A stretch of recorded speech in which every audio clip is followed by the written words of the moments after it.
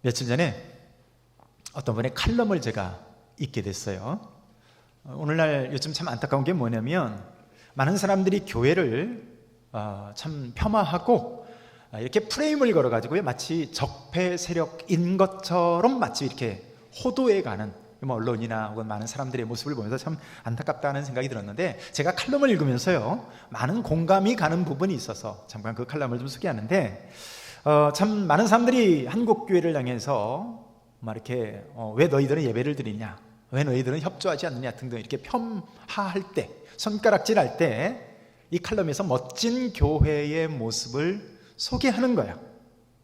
요즘 많은 기독교인들이 불편을 느낄 정도로 이제 정부 기관에서 이렇게 때로는 공권력을 행사하기도 하고, 또 예배를 드리면 마치 이렇게 혐오 세력처럼 비춰지기도 하고 등등, 뭐 이렇게 이런 분위기인데, 사회적 분위기인데, 서울과 경기도의 거의 모든 교회가요 이렇게 방역 수칙에서 철저하게 하더라는 거예요.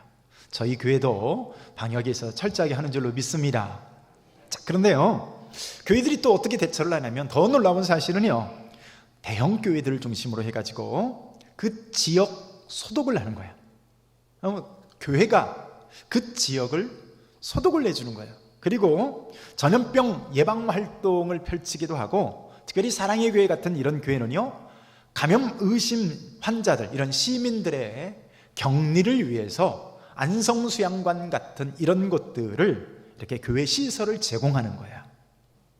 여러분, 어떻게 하는 것이 교회가 이기는 것이냐, 그 칼럼에서 그렇게 다루고 있었던 거죠.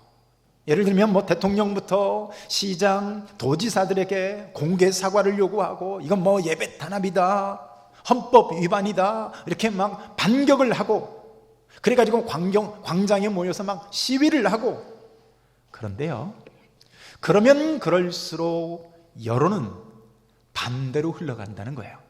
자, 단 한 곳에 예배가 잘못을 하게 되면, 여러분, 이렇게 대응을 잘못해서 그렇게 하게 되면 여론은 어떻게 몰아갑니까? 한국 교회라고 하는 전체가 신천지 수준의 반사회적인 집단인 것처럼 몰아갈 수 있는 기회를 제공하게 된다는 거죠. 그래서 우리 그리스도인들의 정체성이 뭐냐? 욕하고 강경투쟁하고 경찰들을 두들겨 패는 그런 게 아니에요. 여러분, 삶으로 보여주는 겁니다. 아멘.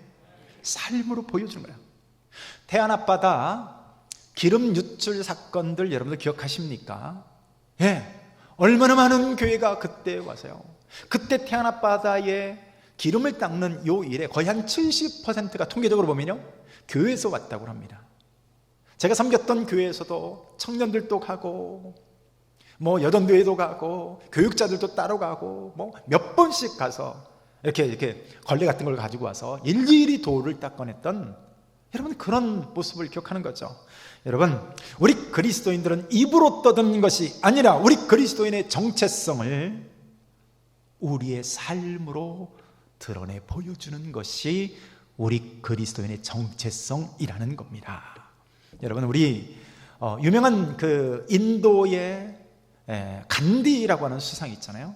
마하트마 간디라고 하는 분이죠. 이 간디는요, 놀랍게도 평소 산상수훈을 늘 머리맡에 두고 습관처럼 즐겨 읽었다고 합니다. 여러분, 산상수훈이 뭐죠?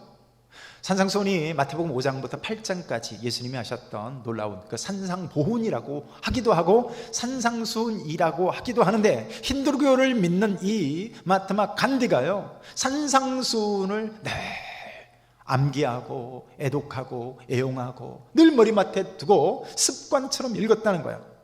그래서 그의 비폭력 저항 운동이 어디서 나오게 되느냐, 사실은요 이 예수님의 산상수훈에서 나오게 되었다고 합니다. 자, 그래서 간디가 뭐라고 얘기했냐면요, 우리 그리스도인들이 산상수훈대로 살기만 한다면 힌두교인들이나 불교인들 모두 아마 기독교로 개종할 것입니다 라고 하는 이런 말을 남겼어요.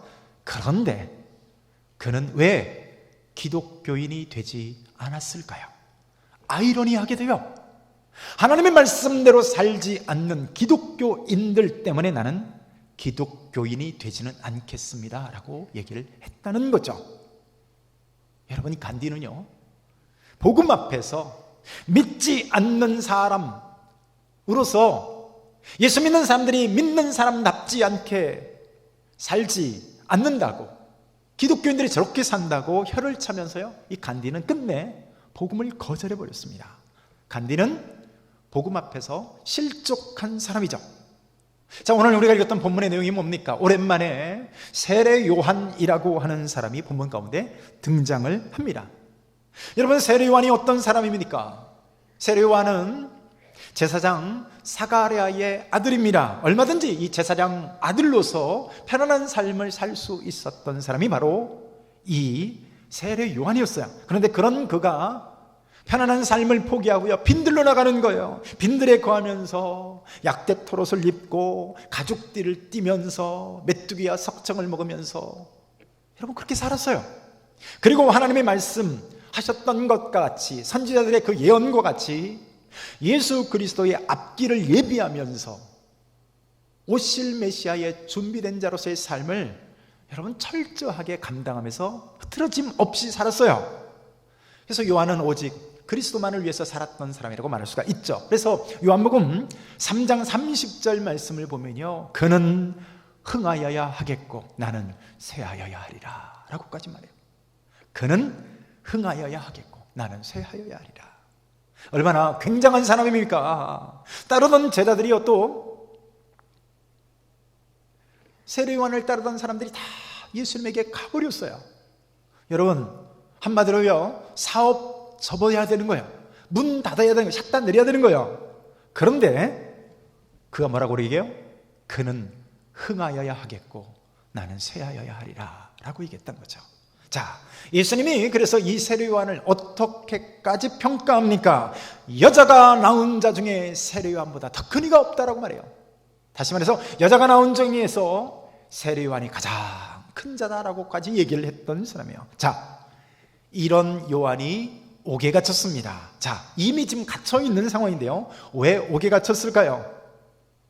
당시 유대 분봉 왕이 헤롯 왕이었습니다. 자, 헤롯 왕이 자기 동생의 아내를 취해버렸습니다. 자, 여러분, 세례 요한이 얼마나 멋집니까? 이 헤롯에게 나가서 그 잘못을 지적합니다. 당신이 잘못됐습니다. 틀렸습니다. 어떻게 동생의 아내를 강제로 취할 수가 있습니까? 여러분, 정말 의로운 요한의 모습이라고 할 수 있지 않습니까? 여러분, 요한은요, 비겁하게 타협하지 않았어요. 죽음을 각오하는, 행동하는 신앙인, 멋진 신앙인이라고 말할 수가 있죠.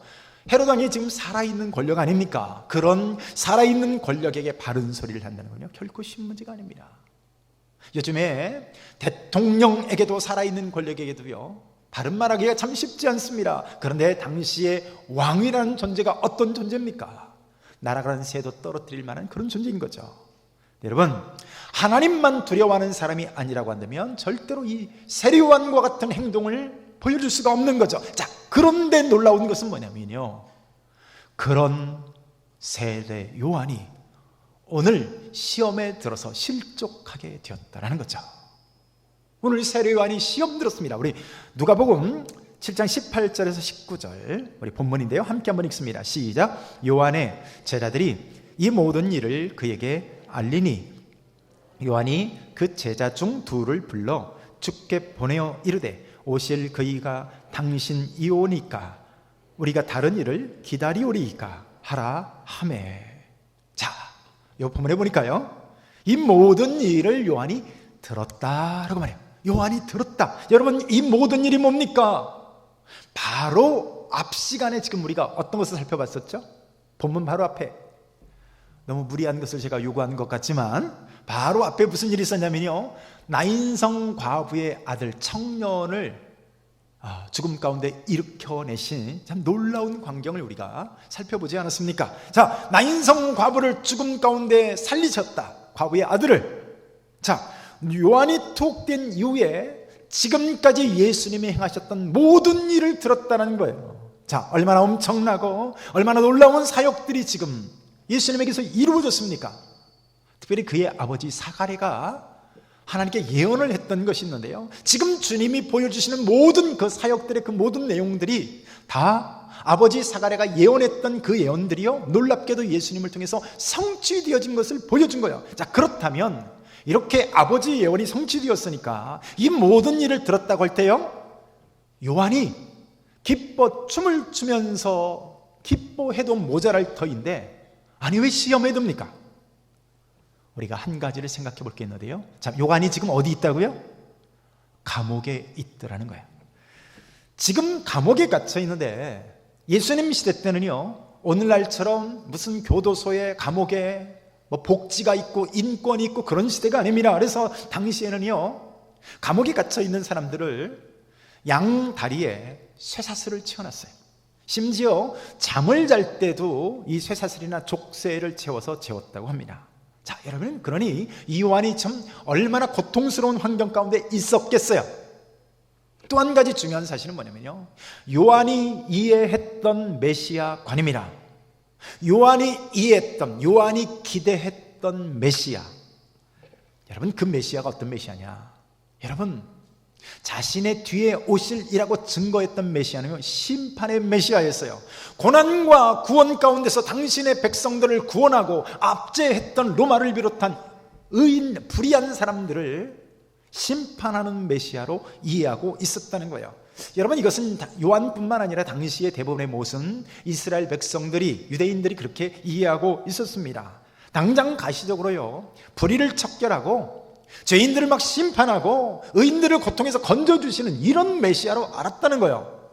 그래서 세례요한이 외쳤던 얘기가 뭡니까? 도끼가 이미 나무 뿌리에 놓였으니 회개치 아니하는 자마다 찍혀 불에 던주리라. 세례요한의 메시지가 그거였어요.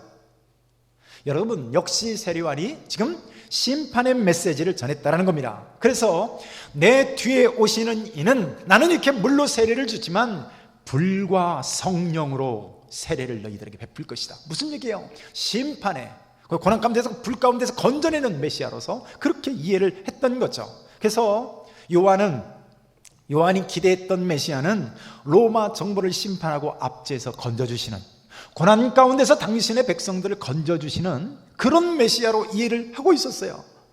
그런데 요한이 지금 이렇게 감옥에 있는데 예수님은 어때요? 이런 세례 요한의 기대를 완전히 저버리는 것 같은 거예요. 자, 오히려 괴롭히는 헤롯은 더 악해지고 더 멀쩡하게 더 잘 먹고 잘 사는 것 같아요. 근데 의로운 자신, 주님을 위해서 그토록 외치고 또 평탄케 길을 예비하고 미리 오실 자라 증언하고 심지어 하나님의 뜻이라고 여기서 바른 말을 하다가 감옥에 갇힌 자신은 옥에 갇혀서 이 모든 고통을 당하고 있는데, 여러분, 그러면 예수님이 신방이라도 한번 오셔야 될 거 아니겠어요? 그죠? 신방은커녕 편지 한 쪽 없는 거예요. 여러분, 요한의 갈등이 여기서 시작되어지는 겁니다. 더 기다려야 되나? 혹시 이분이 아니고 다른 분이 오실 분이던가? 라고 하는 세례 요한이 지금 굉장한 갈등에 빠지게 되었습니다. 한마디로 큰 시험 가운데 봉착하게 되었다는 거예요. 아니, 말로만 여인이 낳은 자 중에 세례 요한보다 더 큰 이가 없다라고 하지 말고 현실적으로 당신이 메시아라고 한다면 불의를 적결해 주시고 고통받고 있는 의인들, 나 같은 사람을 건져주셔야 될 것 아닙니까? 헷갈리는 거죠. 저분이 진짜 메시아라면, 진짜 하나님이 보내주신 분이라면 왜 나를 건져주시지 않는 것인가? 생각해보면 그렇죠. 진짜 죽은 자를 살렸다고 그러는데 죽은 자를 살리시는 분이라면 이 세례 요한 하나쯤 감옥에서 빼내는 것이 뭐가 어렵겠어요? 여러분, 솔직히 우리가 현실 가운데서 우리도 시험 들고 낙심하고 우리가 실족하는 예를 보게 되면 바로 이런 현실적인 문제들 때문 아니겠어요? 얼마나 우리들의 믿음이 계속 이런 부분 때문에 시험에 드는지 모릅니다. 확신이 흔들리는 거야. 11조를 열심히 했는데 하나님이 싸울 것이 없도록 부어주시지 않는 예가 없다고 하는, 말이 좀 복잡합니다마는 하나님께서 싸울 것이 없도록 붙지 아니하나 보라 라고 하셨어요. 아니, 이 약속의 하나님은 어디 계십니까? 자녀들이 열심히 오랫동안 기도하면서 공부를 했는데 여전히 아직도 풀려지질 않는 거예요. 열심히 신앙생활을 하는데 그만 어떻게 내가 병에 들릴 수가 있습니까? 이런 현실적인 고민들이 우리로 하여금 세례요한과 같은 시험에 빠지게 하고요, 실족하게 만든다는 거죠. 열심히 신앙생활하고요, 누구보다도 정직하게 살고 특별히 말씀대로 살려고 하는 사람일수록 오늘 세례요한과 같은 시험이 찾아오는 겁니다. 왜 나만 항상 손해봐야 하는가? 왜 나만 항상 희생하고 왜 나만 고개를 숙여야 하는가? 바로 세례요한과 같은 고민인 것이죠. 반면에 못되게 사는 사람들을 한번 보세요. 못되게 사는데, 저렇게 못되게 사는데 얼마나 잘되고 얼마나 잘 나갑니까? 그런 사람들을 보면서 하나님을 열심히 믿는다고 하는 내가 시험에 드는 겁니다. 그들은 예수를 안 믿어도 얼마나 건강합니까? 아무런 문제 없이 잘 나갑니다. 바로 그때 우리들 안에서 어떤 회의가 찾아와요. 진짜 하나님이 살아계시는가? 진짜 하나님은 정의로우신가? 이런 고민과 이런 시험이 우리에게 찾아오더라는 거예요. 그런데요, 시편은 어떻게 말하고 있습니까? 73편 1절에서 3절을 보면 하나님이 참으로 이스라엘 중 마음이 청결한 자에게 선을 행하시나 나는 거의 넘어질 뻔하였고 나의 걸음이 미끄러질 뻔하였으니 이는 내가 악인의 형통함을 보고 오만한 자를 질투하였음이로다. 여러분, 선을 행하다 낙심하지 마시기를 바랍니다. 의롭게 살다가요, 실족하지 마시기를 축복합니다. 내가 의롭게 살고 있다면 그 자체로 나는 복받은 인생이에요. 내가 예배를 빠지지 않고 성실하게 예배 생활할 수 있다, 여러분, 그 자체가 복된 줄로 믿습니다. 내가 11조를 열심히 하고 선한 일에 내 물질이 하나님의 일에 사용될 수 있다, 여러분, 그 자체가 복인 거예요. 나는 이미 그 자체로 복받은 거야.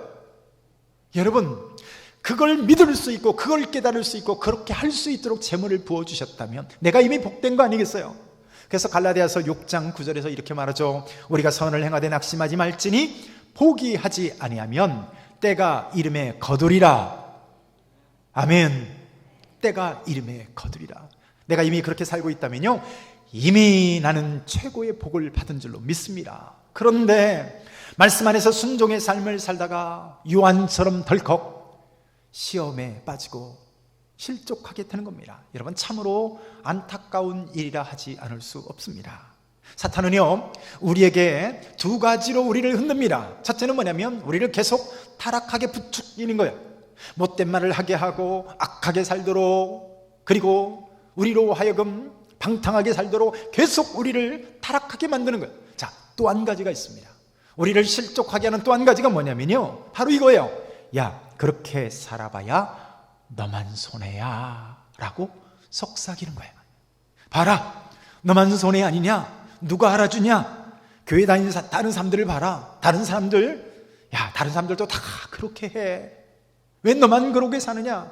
야, 물이 너무 맑으면 물고기가 못 사는 법이야.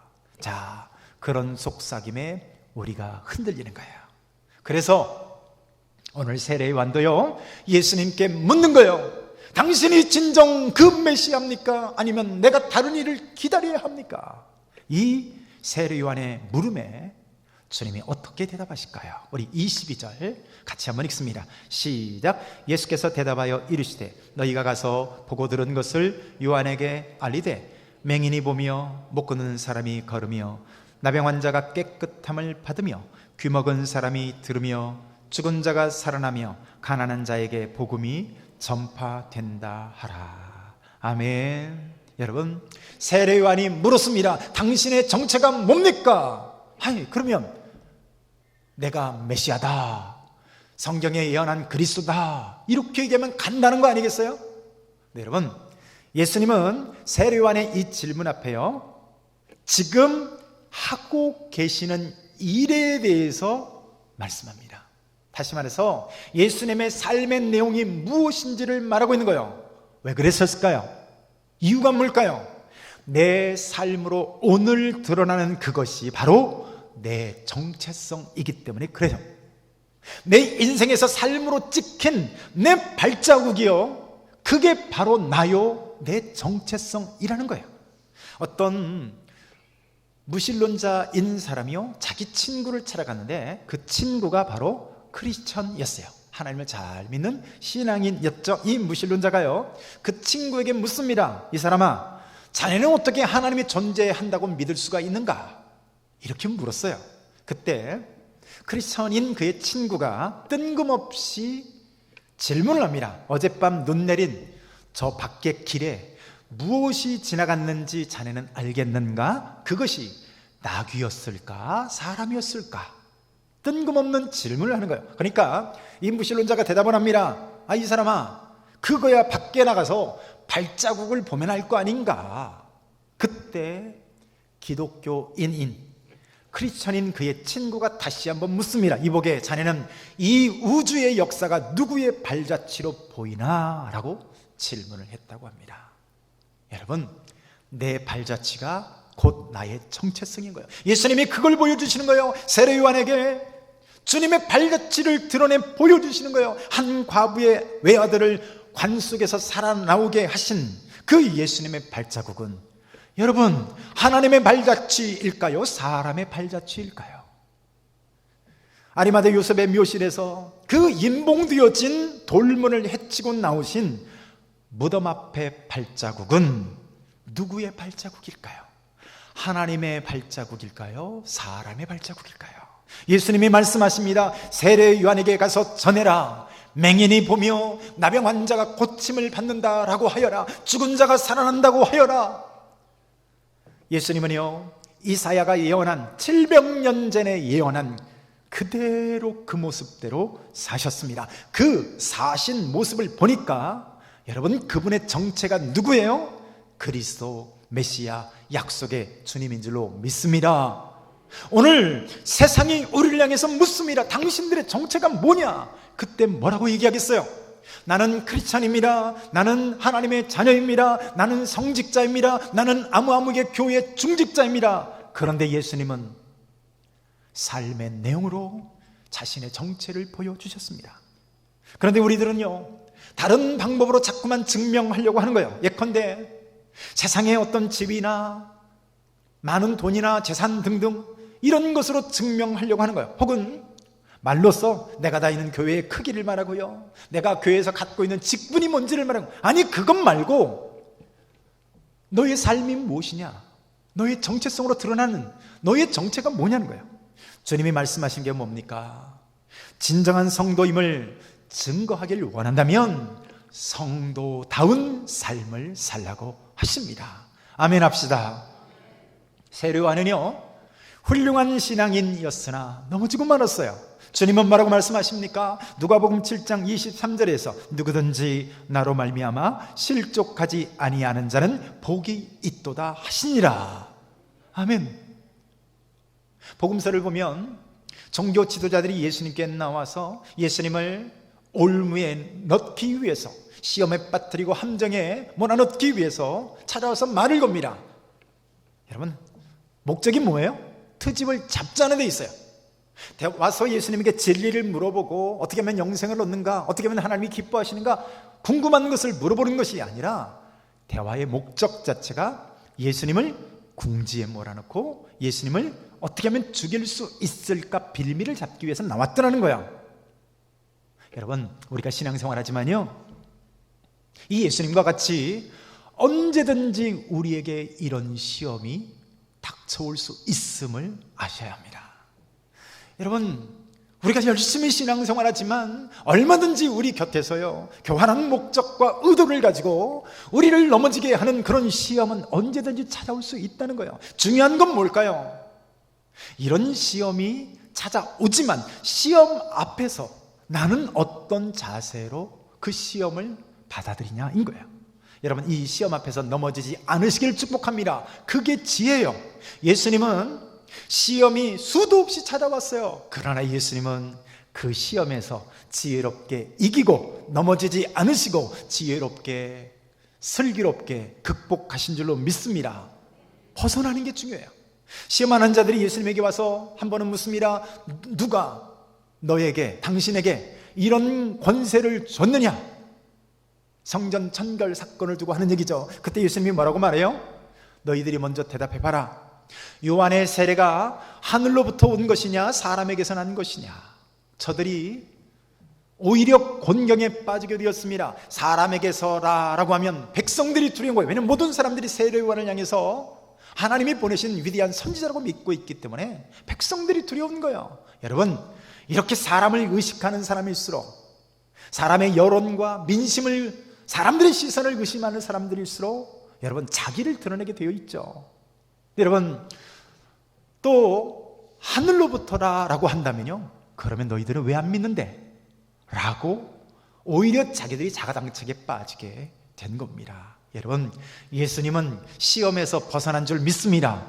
시험을 당하시지만 넘어지지 않으시는 거예요. 실족하지 않으신 거예요. 시험을 이기고 극복하는 거예요. 믿는 자들에게 이런 지혜가 있어야 될 줄로 믿습니다. 첫째가 뭐예요? 첫째가 시험거리를 내가 제공하지 않는 지혜가 필요하겠죠. 빌미 자체를 주지 않는 거예요. 사탄이 틈탈 빌미 자체를 주지 않는 거예요.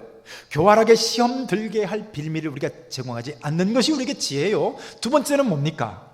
시험이 와도 넘어지지 않는 것이 지혜인 줄로 믿습니다. 예수님처럼 시험이 왔을 때 슬기롭게 지혜롭게 벗어나고 극복하고 이겨낼 수 있는 것이 그리스도인들에게 필요한 능력이요, 지혜요, 영성입니다. 그런데 여러분, 오늘 세례 요한을 보세요. 세례 요한이 얼마나 훌륭한 사역을 했습니까? 그런데 오늘 감옥에서 시험 들고 맙니다. 그가 당한 시험이 뭐예요? 고난 앞에서 실족하더라는 거예요.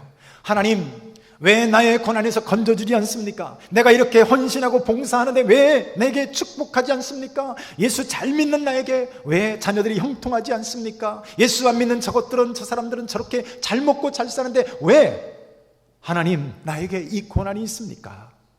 사람들이요, 물고기 2마리와 보리떡 5개로 오병이어의 기적을 일으켰을 때요, 사람들이 환영을 합니다. 쌍수를 들고 예수님을 강제로 임금 삼으려 할 정도로 그렇게 열렬히 환대를 했어요. 그러나 예수님께서 고난을 말씀하시고 고난의 길을 가시겠다고 하실 때는요, 뭐라고 말합니까? 뒤돌아서서 십자가에 못 박아라 라고 외치고 소리 지른 거예요. 여러분, 주님은 오늘 23절 같이 한번 읽습니다. 시작. 누구든지 나로 말미암아 실족하지 아니하는 자가 복이 있도다 하시니라. 할렐루야. 어떤 사람이 복된 사람일까요? 시험이 온다 할지라도 실족하지 않는 그 사람이 복된 줄로 믿습니다. 누가 시험에 들까요? 예수님에 대해서 잘못된 기대를 하게 되면요, 시험에 빠지는 거예요. 실족하게 되는 거예요. 오늘 요한이 넘어진 이유가 뭐예요? 예수님에게 잘못된 메시아관을 가지고요, 잘못된 기대를 했던 것이에요. 오늘 현대인들의 관심이 뭡니까? 건강과 장수와 부귀와 또 영광을 누리는 것과 여러분, 이런 것들입니다. 그런데 오늘 우리가 이 자리에 나와서 예배를 드리면서 하나님의 말씀을 들으면서도 우리의 목적이 여전히 건강과 장수와 부귀와 형통과 잘 먹고 잘 사는 것에 있다면 우리 또한 세례 요한처럼 실족하게 될 것입니다. 여러분, 맘먹고 교회를 다녀보려고 해요. 그런데 오다가 접촉사고를 났어요. 어떻게 한다고요? 뒤돌아 서버리는 거죠. 애들이 병원에 입원합니다. 여러분, 그때 또 뒤돌아 서버리는 거예요. 뭐 새벽 기도까지 와서 예배, 기도도 해봐요. 그런데 갈수록 일은 꼬여져 갑니다. 여러분, 잘못된 기대를 하고 있는 거예요. 여러분, 우리가 예수 믿는 목적은 형통함이 있는 것이 아니기 때문에 그렇습니다. 이 땅에서 잘 먹고 이 땅에서 돈 많이 벌고 이 땅에서 출세하고 내 자녀들이 그냥 만사 형통하게 되는 것, 그것이 신앙생활의 목적이 아닙니다. 그렇다면 예수님의 제자들은 다 저주받은 자의 길을 걸은 거 아닙니까? 사도 바울은 망한 그 삶을 사는 거 아니겠어요? 예수님 또한 망한 삶 아니겠습니까? 그게 아니라고요. 마태복음 19장을 보면 한 돈 많은, 재물 많은 부자 청년이 예수님께 나옵니다. 이 사람은 고상한 사람이었어요. 다른 사람들은 어떻게 하면 병을 고칠까? 어떻게 하면 눈을 뜰까? 어떻게 하면 내게 가진 어려움에서 극복할까? 이런 문제를 가지고 예수님께 나오는데 이 사람은요, 젊은 청년이었는데 예수님께 나올 때 내가 어떻게 하면 선생이요, 선한 선생이요, 영생을 얻을 수 있겠나이까? 영생의 문제를 들고 나오는 거예요. 또 예수님께서 말씀에 있는 대로 율법에 명한 대로 다 지켜 행하라. 예수님, 제가요 어렸을 때부터 그런 모든 것들을 하나도 빠짐없이 철저하게 다 지켰습니다.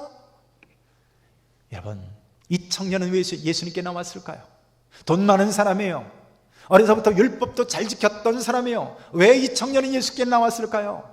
그도 실족해서 시험 들어서 예수님 앞에서 떠납니다. 예수님께서 이렇게 말씀하시는 거예요. 마가복음 10장 21절 22절을 보면요, 우리 스크린을 참조해서 함께 한번 읽습니다. 시작. 예수께서 그를 보시고 사랑하사 이르시되 내게 아직도 한 가지 부족한 것이 있으니 가서 내게 있는 것을 다 팔아 가난한 자들에게 주라. 그리하면 하늘에서 보화가 내게 있으리라. 그리고 와서 나를 따르라 하시니 그 사람은 재물이 많은 고로 이 말씀으로 인하여 슬픈 기색을 띠고 근심하며 가니라. 여러분, 돈 많은 청년이었어요.